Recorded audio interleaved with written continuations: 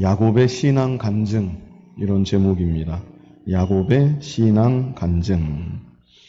우리는 지난 시간에 죽을 날이 임박했다는 것을 안 야곱이 요셉을 급히 불러서 요셉에게 중요한 부탁을 하고, 요셉으로 하여금 그 중요한 부탁을 가지고 맹세까지 하게 한 일을 우리가 지난 시간에 보았습니다. 어떤 부탁으로 맹세까지 하게 했는가? 그 부탁이 47장 29절에 있었습니다. 47장 29절 우리 같이 한번 읽어보겠습니다. 이스라엘이 죽을 날이 가까움에 그의 아들 요셉을 불러 그에게 이르되 이제 내가 네게 은혜를 입었거든 청하노니 내 손을 내 허벅지 아래에 넣고 인애와 성실함으로 내게 행하여 애굽의 나를 장사하지 아니하도록 하라. 그 중요한 부탁이 무엇입니까? 29절 끝에 있는데 애굽의 나를 장사하지 아니하도록 하라. 이게 바로 죽음이 임박했다는 것을 알고 요셉을 급히 불러서 맹세까지 시키면서 부탁했던 말입니다. 애굽의 나를 장사하지 아니하도록 하라. 30절에도 그랬습니다. 내가 조상들과 함께 눕거든 너는 나를 애굽에서 메어다가 조상의 묘지에 장사하라. 그래서 야곱은 요셉에게 그리고 이후 모든 후손들에게 약속의 땅 가나안 땅을 잊지 않도록 하였던 것입니다. 지금 이 순간 애굽에서의 삶이 풍족할지라도 모든 것이 만족스럽고 좋을지라도 이 땅은 우리가 거할 땅이 아니다. 우리가 거할 땅은 하나님의 약속이 있는 가나안 땅이다. 이 사실을 분명하게 일깨워주기 원했던 것입니다. 그리고 야곱은 31절에서 있는 힘을 다해서 침상머리에서 하나님께 경배하였다. 우리가 이 장면을 생각하면서 지난 시간 마쳤었는데요. 그런데 야곱은 이 일이 있고 나서 곧 세상 떠날 것 같은 그런 상황이었는데 이 일이 있고 나서 바로 숨을 거두지는 않았습니다. 그래서 요셉이 애굽의 총리잖아요. 얼마나 공사다망했겠습니까? 다시 제자리로 돌아간 것입니다. 다시 제자리로 돌아가서 애굽의 총리로서 여러 일정들을 정상적으로 요셉이 소화했을 것입니다. 그리고 요셉이 신하를 시켜서 혹시라도 아버지 야곱의 상태가 더 위중해지면 나에게 즉시 알려줘라. 요셉이 이렇게 명하였던 것입니다. 그래서 오늘 본문 1절을 보면요.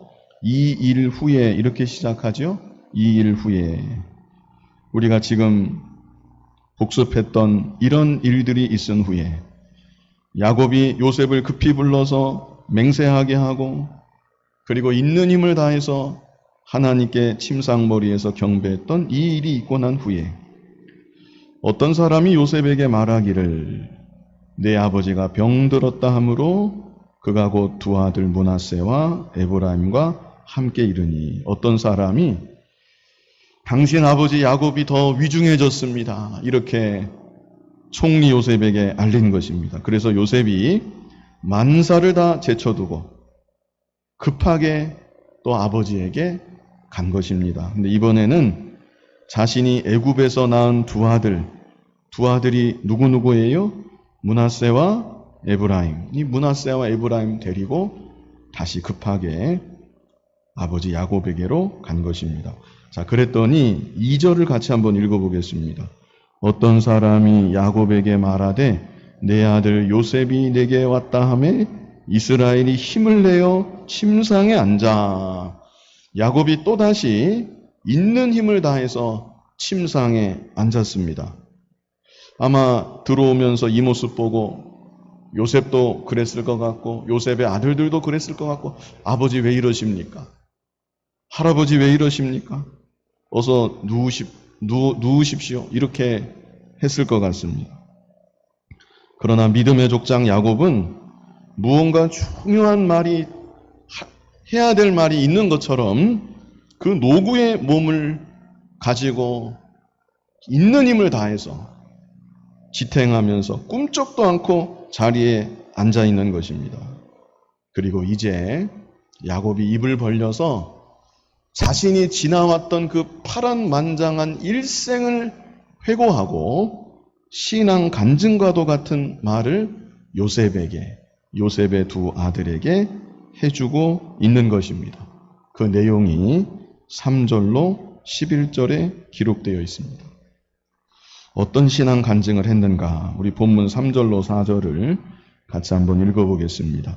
요셉에게 이르되 이전에 가나안 땅 루스에서 전능하신 하나님이 내게 나타나사 복을 주시며 내게 이르시되 내가 너로 생육하고 번성하게 하여 내게서 많은 백성이 나게 하고 내가 이 땅을 내 후손에게 주어 영원한 소유가 되게 하리라 하셨느니라. 자, 먼저 야곱은 베델에서 그가 하나님을 경험했던 일, 베델에서 그가 하나님을 만났던 일부터 말하고 있습니다.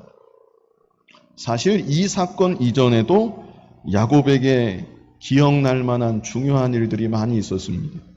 팥죽 한 그릇에 장자의 명분을 형으로부터 샀던 일, 아버지 이삭을 속이고 장자의 축복을 받았던 일, 그 외에도 유년 시절 추억들이 얼마나 많이 있었겠습니까?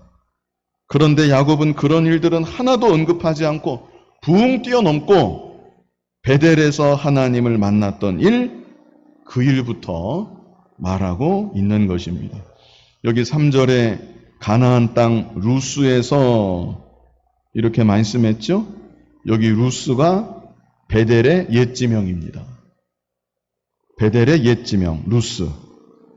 과거 야곱은 형 에서를 피해서 외삼촌 라반에게로 도망가던 중 옛지명 루스에서 하룻밤을 지내게 되었습니다. 그때 야곱은 우리가 잘 아는 대로 잠을 청하는데 무슨 베개를 베고 잠을 청했습니까? 돌베개를 베고 잠을 청하다가 잠이 어느새 들었던 것 같습니다. 찬송가에 있는 대로 내 고생하는 것 옛 야곱이 돌베개 베고 잠 같습니다. 그래서 돌베개를 베고 잠을 자는 야곱의 모습은 외롭고 고독한 인생을 대변하는 것입니다. 고난받는 인생을 대변하는 것입니다. 앞날을 알 수 없는, 가는 길을, 인생의 여정을 헤아릴 수 없는 불안하고 초조한 인생, 두려움 속에 떨고 있는 인생을 돌베개 베고 잠든 야곱의 모습이 대변하고 있는 것입니다. 그런데 야곱이 바로 그 순간, 바로 그 자리에서 하나님을 경험하였던 것입니다. 하나님을 만난 것입니다. 그곳에서. 하나님이 야곱에게 나타나시고 나는 아브라함의 하나님, 이삭의 하나님이라. 내가 너와 함께 있어 네가 어디로 가든지 내가 너를 지켜주고 반드시 네가 이 땅으로 다시 돌아오게 해주겠다. 하나님이 야곱에게 이런 말씀을 해주십니다. 그뿐 아니라 오늘 본문 3절에 있는 대로 하나님이 야곱에게 복을 주셨습니다. 지금 제가 말씀드린 이 내용이 복과도 관련이 있는 것이고요. 하나님이 복을 주셨어요. 또 4절에는 뭐라고 말씀했습니까? 같이 읽어보겠습니다. 내게 이르시되 내가 너로 생육하고 번성하게 하여 내게서 많은 백성이 나게 하고 내가 이 땅을 내 후손에게 주어 영원한 소유가 되게 하리라 하셨느니라. 자, 이것은요, 아브라함에게 주셨던 약속입니다. 이삭에게 주셨던 약속입니다. 그 똑같은 언약의 약속을 야곱에게 주셨던 것입니다. 그래서 야곱은 바로 이 순간 하나님을 나의 하나님으로 만났습니다. 실제 창세기 28장 보면 찾아보지는 않겠지만 이제부터 하나님이 나의 하나님이 되실 것입니다. 야곱이 고백을 했습니다. 하나님의 복을 또한 약속받았습니다. 지금 야곱이 침상에 앉아 있는데 이 시점에서 보자면 적어도 70년 이상이 지나간 일입니다. 그러나 야곱은 이때의 감사와 감격을 잊어버릴 수가 없었던 것입니다. 이때 경험했던 하나님, 이때 하나님이 나의 하나님이 되실 것입니다. 고백했던 그 일을 잊어버리지 아니하고 하나님의 약속을 붙잡고 이제까지 인생의 여정을 걸어왔던 것입니다. 오늘날 우리들에게도 우리 인생에 있어서 가장 중요한 순간이 언제였겠는가? 내가 하나님을 참으로 경험했던 순간, 그 순간이 가장 인생의 중요한 순간입니다. 하나님을 나의 하나님으로 확실하게 믿고 고백했던 그 순간, 내가 이제는 하나님을 나의 하나님으로 믿겠습니다. 일생 하나님 한 분만을 믿고 하나님 한 분만을 섬기며 살아가겠습니다. 이렇게 소원하며 결단했던 순간, 그 순간이야말로 인생에서 가장 중요한 순간이었던 것입니다. 그런 경험이 다 있으시죠? 오후 1부 때도 대답을 안 하시던데 마음으로 대답하시면 되겠습니다. 그런 경험이 다 있으시죠? 그때의 마음을, 그때의 감사를 잊어서는 안 됩니다. 야곱이 죽음이 지금 임박했습니다. 죽음이 임박해서 그의 파란만장했던 147년의 인생을 회고하며 가장 중요하게 기억했던, 가장 먼저 꼽았던 한 가지 사건이 무엇이었는가? 그것은 그가 장자의 축복을 받았던 사건이 아닙니다. 가장 사랑했던 여자 라헬하고 드디어 결혼하게 되었던 그 사건도 아니었습니다. 처다들을 안았던 때의 그 일도 아니었습니다. 거부가 되어서 많은 재산을 이끌고 고향으로 돌아갈 때 그때 일도 아니었습니다. 아무도 없는 허벌판에서 하나님을 나의 하나님으로 경험했던 때, 하나님의 약속을 받고 이제 내가 하나님을 나의 하나님으로 믿고 일생 하나님을 섬기겠습니다. 이렇게 소원하고 결단했던 때, 야곱은 바로 그때의 그 순간의 사건을 자신의 일생 가장 중요한 사건으로 손꼽고 있는 것입니다. 혹시 아직까지도 그런 경험이나 결단이 없는 분이 계시다면 인생의 가장 중요한 경험을 아직 못 해보신 것입니다. 하나님을 나의 하나님으로 발견하고 내가 일생 하나님만을 믿고 나의 하나님만을 온전히 섬기겠습니다. 이렇게 결단하는 귀한 은혜가 우리 모두에게 있기를, 그리고 이미 있었던 분들에게는 그 은혜가 더욱 분명하고 깊이 각인될 수 있기를 간절히 바랍니다. 그리고 우리의 자녀들이 또 그렇습니다. 우리의 자녀들이 하나님을 나의 하나님으로 반드시 만나야 합니다. 그저 교회만 왔다 갔다 하는 것이 아니라 제가 하나님 믿습니다.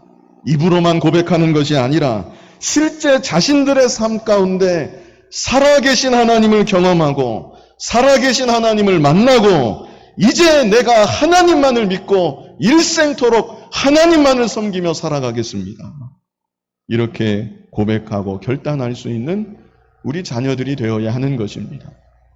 그런 자녀들이 될 수 있도록 부모들이 그들을 위해서, 나의 자녀들을 위해서, 후손들을 위해서 기도해야 될 것입니다. 그리고 야곱이 이어서 또 말을 합니다. 자, 5절을 같이 한번 읽어보겠습니다.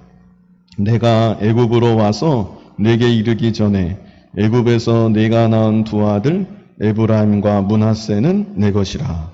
루벤과 시므온처럼 내 것이 될 것이요.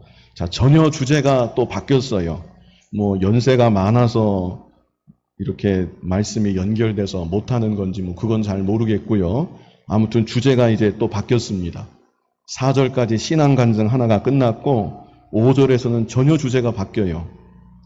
내가 애굽으로 와서 내게 이르기 전에 애굽에서 네가 낳은 두 아들, 요셉이 낳은 두 아들 말합니다.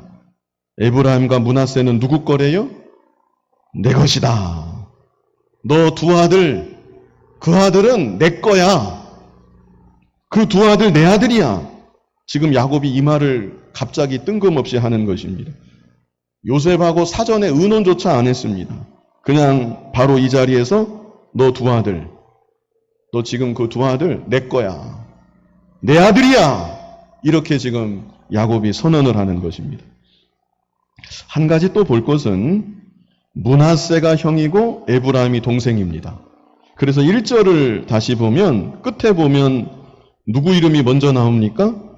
므낫세 이름이 먼저 나오죠. 그런데 야곱이 말할 때 어떻게 말합니까? 두 아들 에브라임과 므낫세는 내 것이라.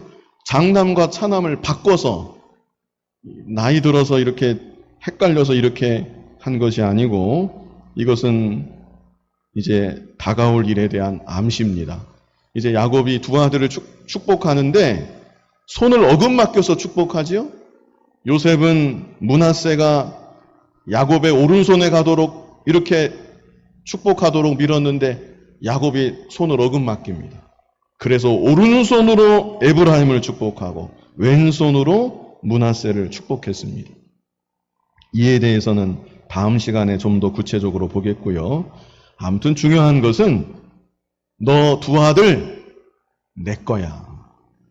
네가 애굽에서 낳은 두 아들 내 아들이야. 야곱이 선언하는 것입니다. 6절도 같이 한번 읽어보겠습니다.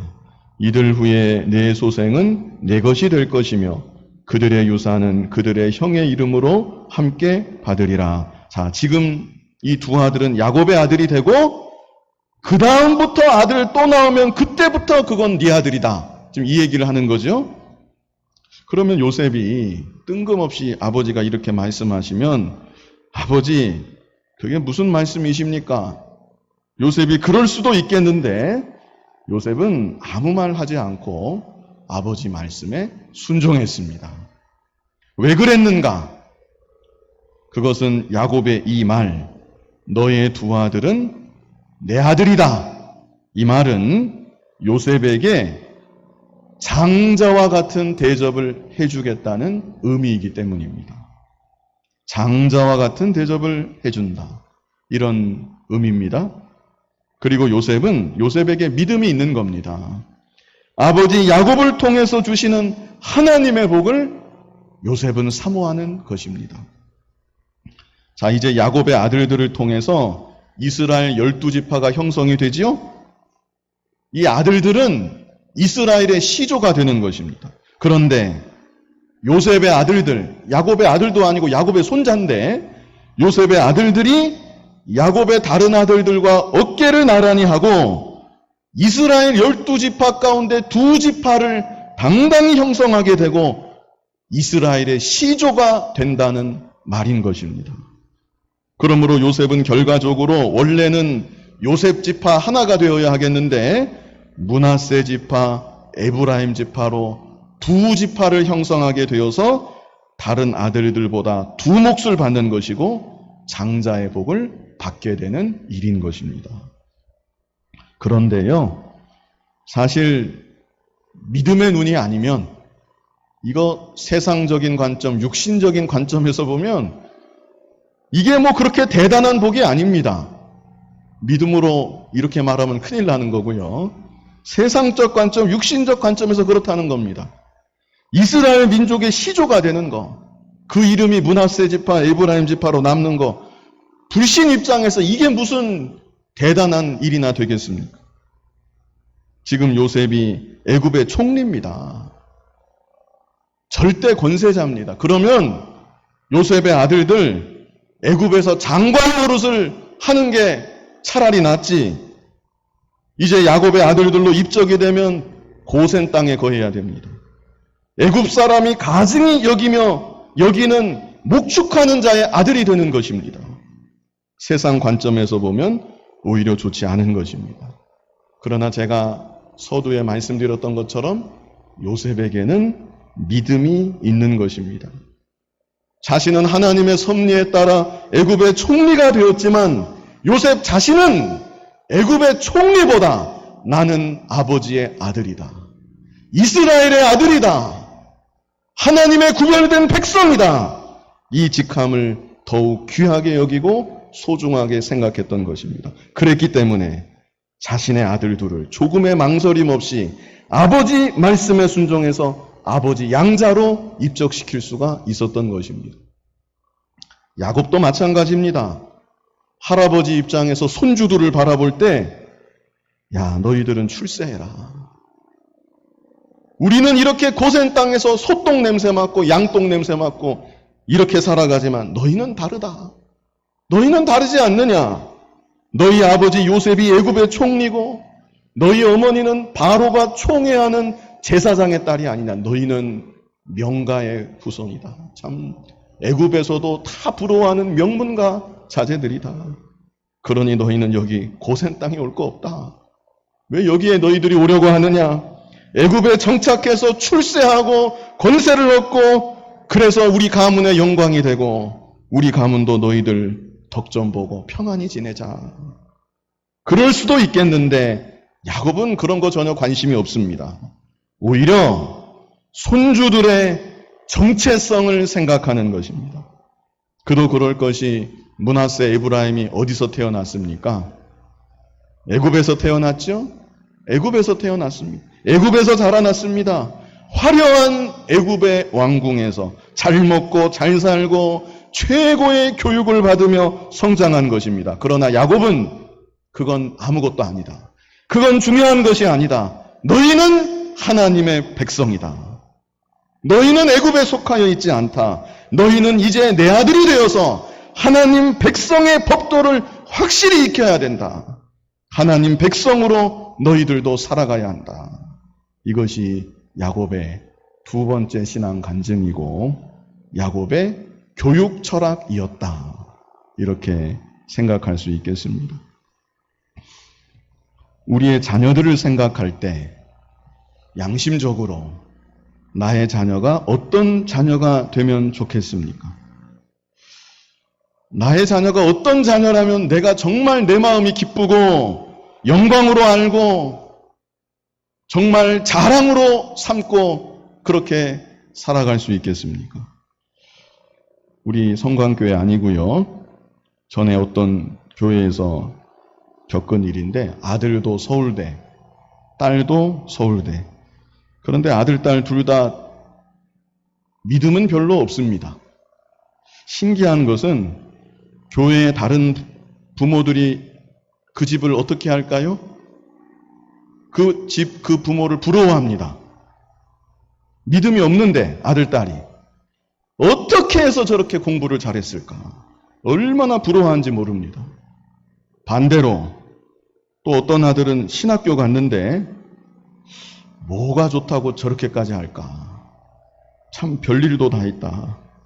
이렇게 생각을 하고 실제 그렇게 말하는 것을 들었습니다. 다 집사님들입니다. 새벽 예배 나가고 날마다 기도한다고 하고 교회 사랑한다고 하고 봉사하고 충성하고 다 그런 분들입니다. 그런데 막상 자녀들 대하는 모습을 보았더니 정말 믿음을 첫째로 생각하는가? 생각하지 않을 수가 없었습니다. 여러분은 어떠십니까? 정말 믿음이 첫째입니까? 우리의 자녀들 다른 것은 다 부족할지라도 믿음 있는 사람만 되면 문제가 없겠다. 나는 소원이 없겠다. 그래서 믿음의 사람으로만 자라나기를 간절히 소원하고 그렇게 기도하고 실제 그렇게 양육해 보려고 온갖 힘과 노력을 다하시고 계십니까?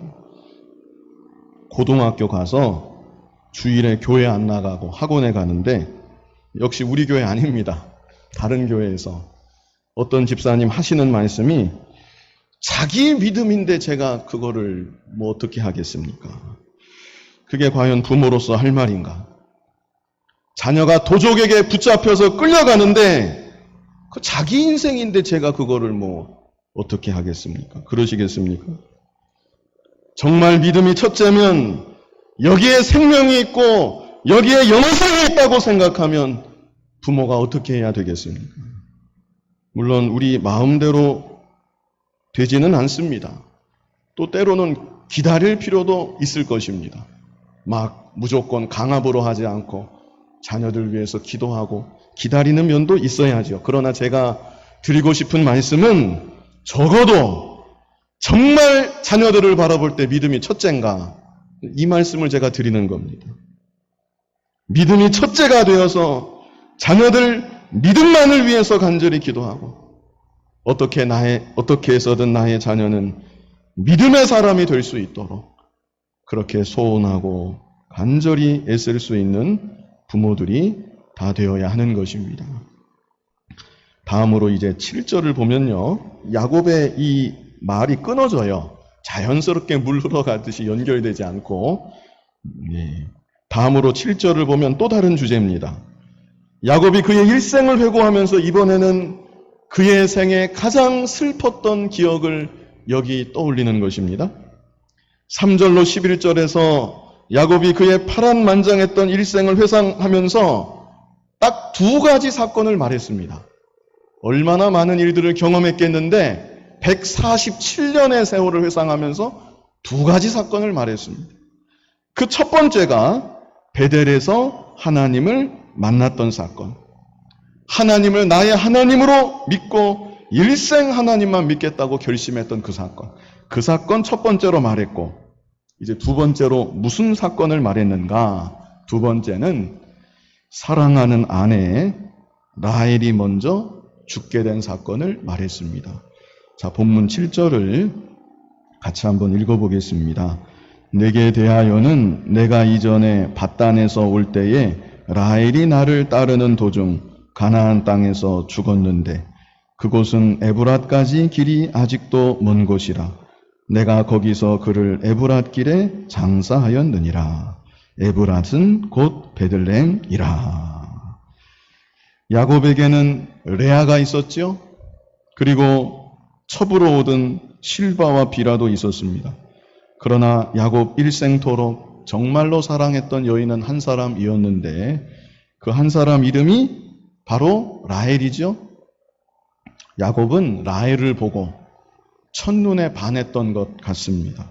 그래서 외삼촌 라반에게 제가 라헬을 위해서 7년 동안 삼촌 밑에서 종살이 하겠습니다. 그리고 야곱이 7년을 종살이 하는데 야곱은 7년을 며칠같이 여겼더라. 성경에 그렇게 분명히 말씀했습니다. 라헬을 너무나 사랑하니까 이제 내가 조금만 더 일하면 사랑하는 라헬이 내 아내가 되겠구나. 7년인데 하루하루 가는 게 너무나 즐겁고 행복하고 소망이 있고 내가 조금만 더 라헬이 그러면 내 아내가 된다. 라헬만 바라보고 그렇게 7년을 불과 며칠처럼 여기고 기쁨으로 고된 일을 감당했던 것입니다. 그리고 마침내 7년이 되어서 함께 첫날을 보내고 아침에 일어나서 얼굴을 확인했더니 라헬이 아니고 레아였죠? 야곱이 깜짝 놀라서 당장 외삼촌에게 달려가서 이게 도대체 어떻게 된 일입니까? 따졌더니 외삼촌 라반이 하는 말이 7일 후에 라헬을 줄 테니까 너 대신에 앞으로 7년 동안 더 내 밑에서 종살이 해라. 야곱이 기분 나빠서 관두십시오. 내가 뭐 여자가 없습니까? 내가 치사해서 결혼 안 하고 맙니다. 그럴 수도 있겠는데 라헬을 너무나 사랑하니까 바보가 되는 것입니다. 또다시 7년을 외삼촌 밑에서 아무 말도 하지 못하고 종살이를 했습니다. 그래서 야곱은 라헬을 얻기 위해서 그 야가 빠진 야곱이 14년의 세월을 아무 말도 하지 않고 불평도 없이 외삼촌 밑에서 종살이를 했던 것입니다. 야곱이 얼마나 라헬을 사랑했었는지 우리가 충분히 생각할 수 있는 대목입니다. 그런데 마침내 종살이 마치고 고향으로 돌아갑니다. 이제 라헬과 함께 고향으로 가서 정착하고 오순도순 행복하게 살아야 되겠다 부푼 꿈을 안고 돌아가는데 그만 목적지에 도착하지 못해서 라헬이 길가에서 죽고 말았습니다. 그래서 야곱은 라헬을 그 자리에서 장사하고 그 노중에 라헬을 묻고 말았습니다. 야곱의 일생을 두고 그 147년의 삶을 돌아볼 때 자기 삶에 있어서 가장 큰 상실이 무엇이었는가? 가장 큰 아픔, 가장 큰 슬픔이 무엇이었는가? 바로 라헬을 노중에 잃게 되었던 그 사건이었던 것 같습니다. 그런데 여기서 중요한 것은 야곱의 어조에는 더 이상 슬픔과 상실감이 묻어나오지 않고 있다는 것입니다. 그저 담담하게 지나간 일을 이야기 풀듯이 얘기하고 있는 것입니다. 요셉을 보니까 눈은 어두워서 잘 뚜렷하게 보이지는 않았겠지만 어렴풋이 그 형체를 볼 때 요셉의 어머니 라헬 생각이 나는 겁니다. 라헬 얼굴이 떠오르는 겁니다. 그래서 이 야곱이 라헬 얘기를 해주고, 요셉의 어머니잖아요.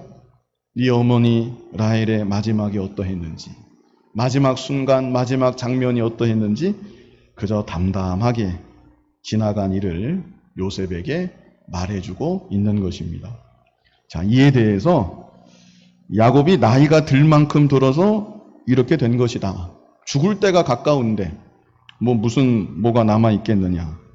그래서 그렇게 담담하게 말했다. 물론 그렇게도 생각할 수 있겠지만 오늘 본문이 야곱의 성숙된 믿음, 수많은 인생의 풍파들을 다 지나가면서 세파들을 다 통과하면서 연단받은 최종의 믿음을 오늘 본문이 드러내고 있다는 관점 아래 우리는 야곱이 하나님의 충만한 위로를 받았다, 이렇게 결론 지을 수 있을 것 같습니다.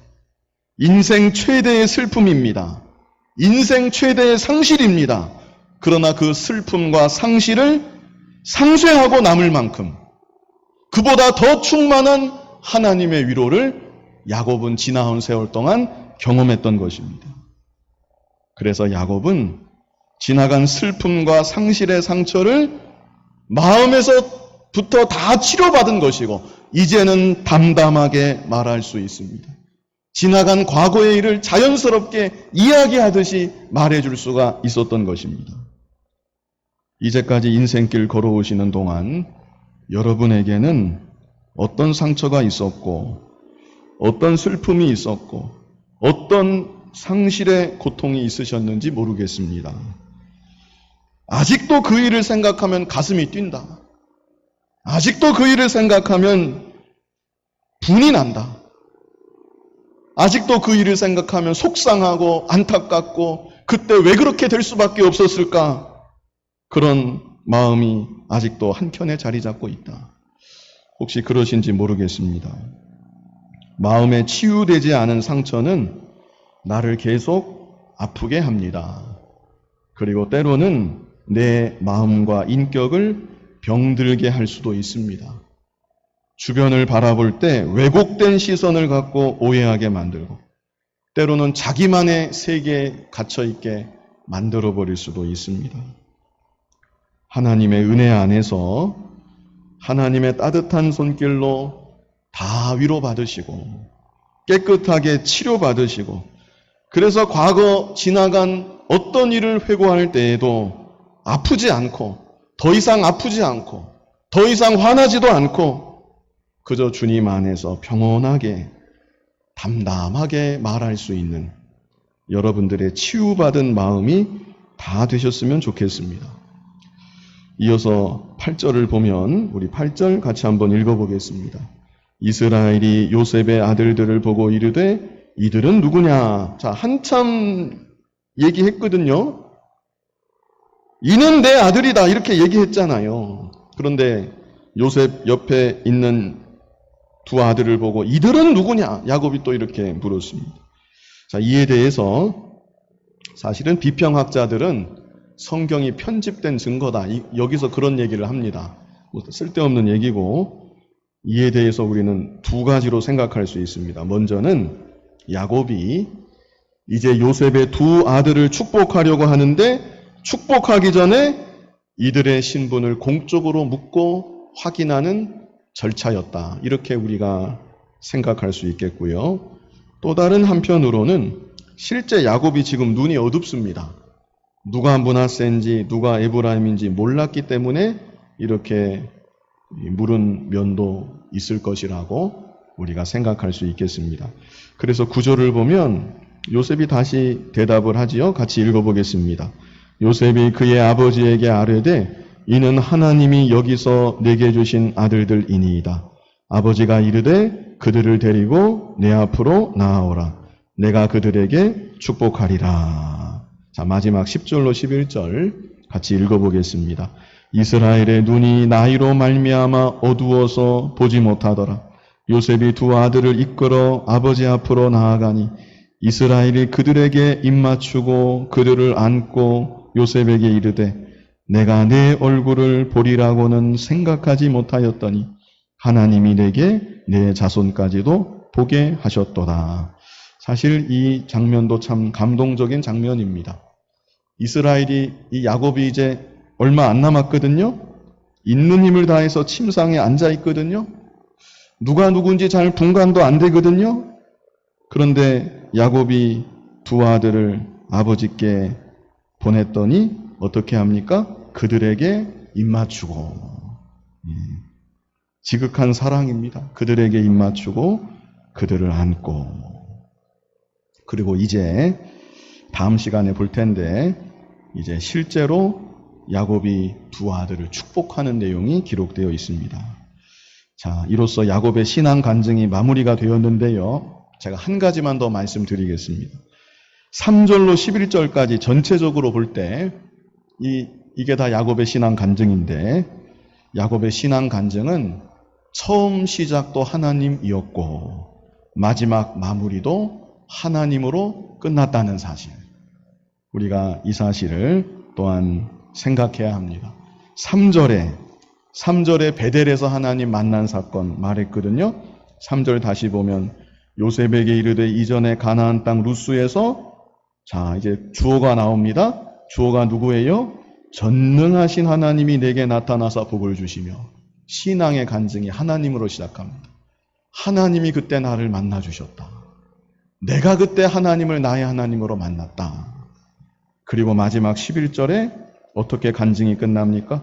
요셉에게 이르되 내가 내 얼굴을 보리라고는 생각하지 못하였더니 하나님이 내게 내 자손까지도 보게 하셨도다. 자, 처음 시작도 하나님이었고 마지막 마무리도 하나님으로 끝났습니다. 하나님으로 시작해서 하나님으로 마무리되는 인생. 내가 베델에서 하나님을 만났는데 그 하나님께서 나의 일생 여정을 이모저모로 인도하시다가 이제는 그 하나님께서 너도 보게 하시고 심지어 너의 아들들까지 이렇게 보게 하여 주시는구나. 이게 야곱의 일생 마무리입니다. 오늘날 우리들도 인생에 여러 굴곡들이 있겠지만 오늘 야곱의 신앙 간증을 보았죠? 우리도 야곱같이 내가 하나님을 경험한 일, 나의 하나님으로 만나고 이제는 내가 하나님을 나의 하나님으로 믿고 하나님만 섬기기로 결단했던 그 일을 나의 인생의 가장 중요한 순간으로 생각해야 되겠고요.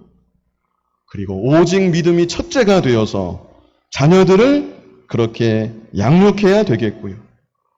그리고 하나님께서 주시는 위로로 과거의 슬픔, 상처들도 다 치료받아야 되겠고요. 그리고 오직 하나님으로 시작해서 하나님을 고백하며 마무리될 수 있는 우리들 일생의 믿음이 되고 고백이 될 수 있기를 간절히 바랍니다.